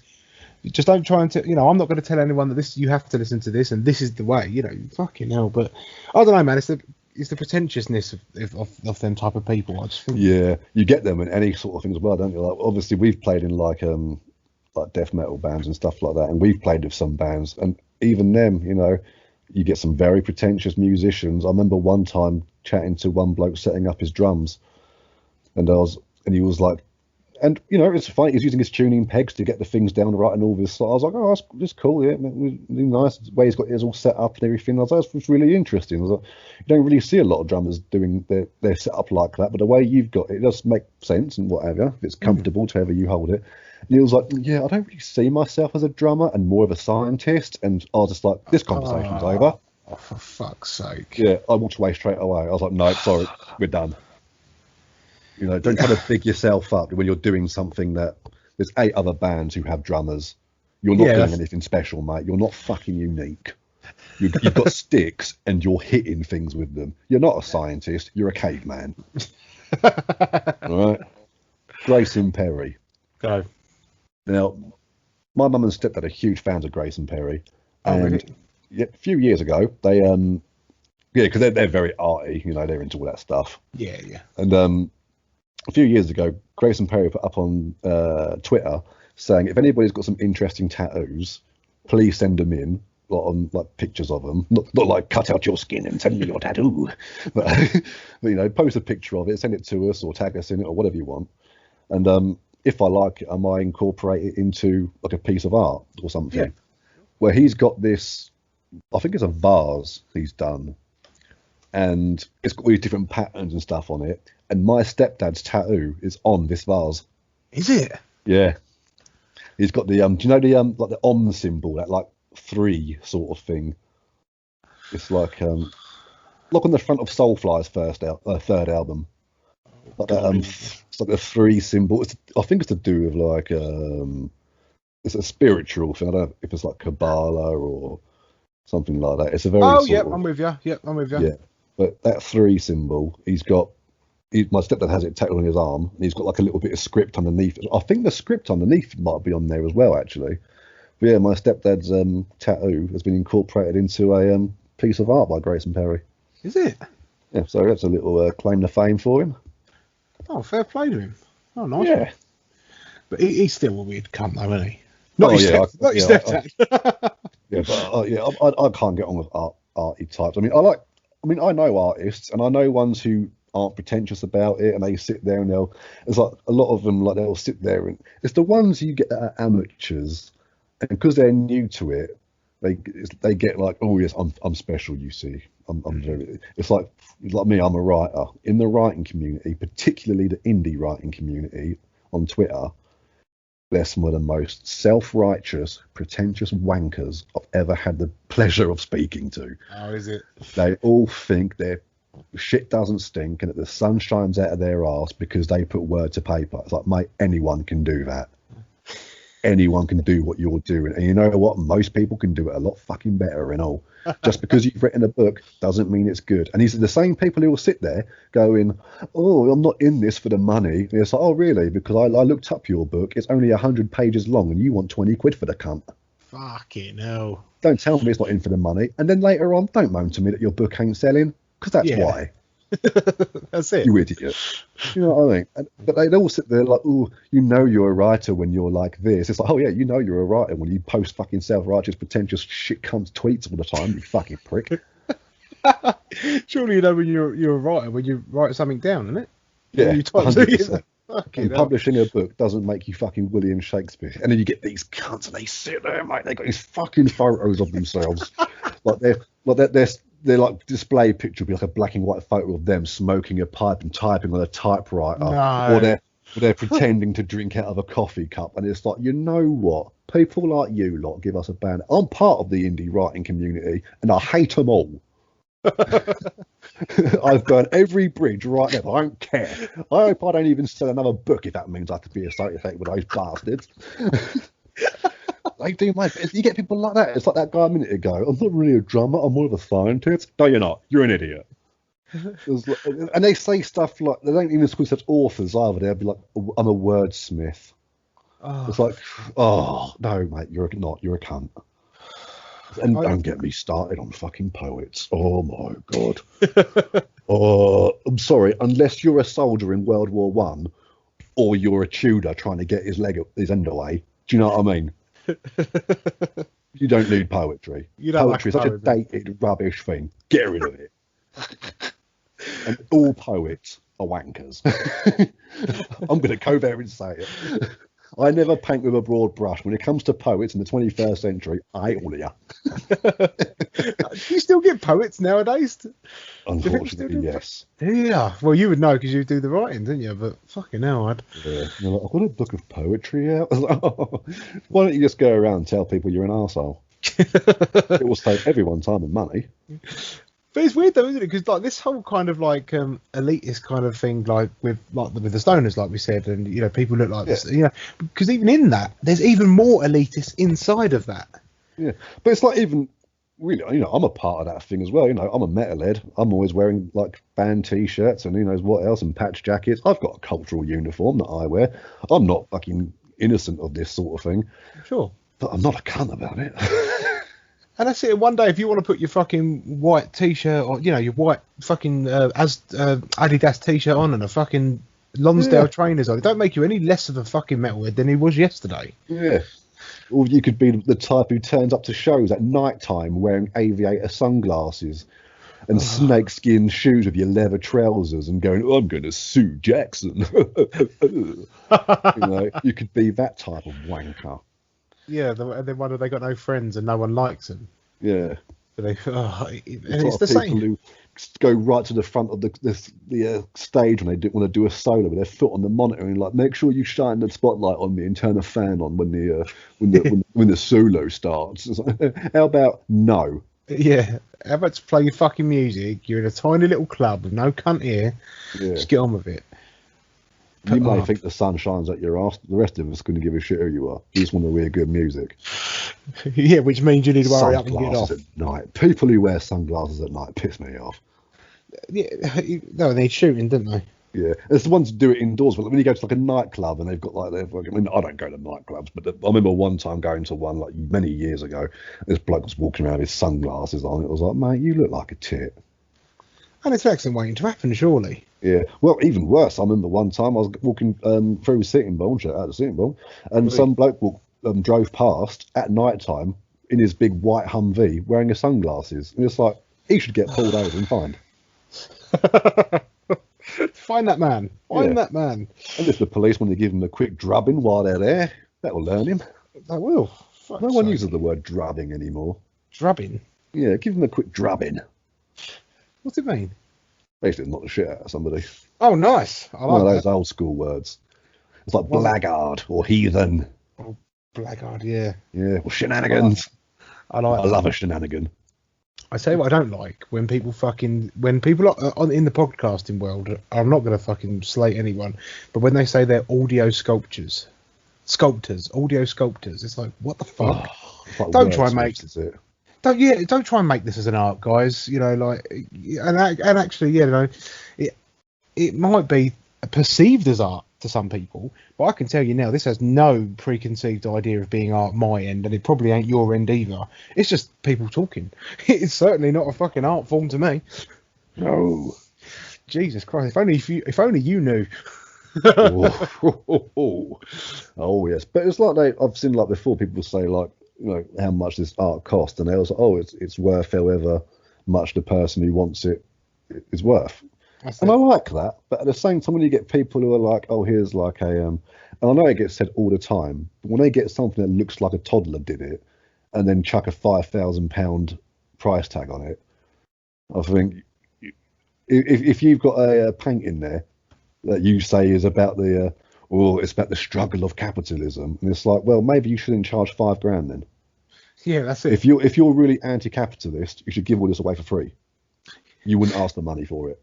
It's like I said last week when you got these bands that go on saying, "Oh, capitalism's evil," but then they bring out a new line of merch. Yeah, that's it. Please buy this merch. It's like if you've got to sell merch and make stuff, go for it, but don't pretend you're not capitalising on it and that you're above capitalism because you're a part of it. So stop being an idiot. We've all got to make money, haven't we?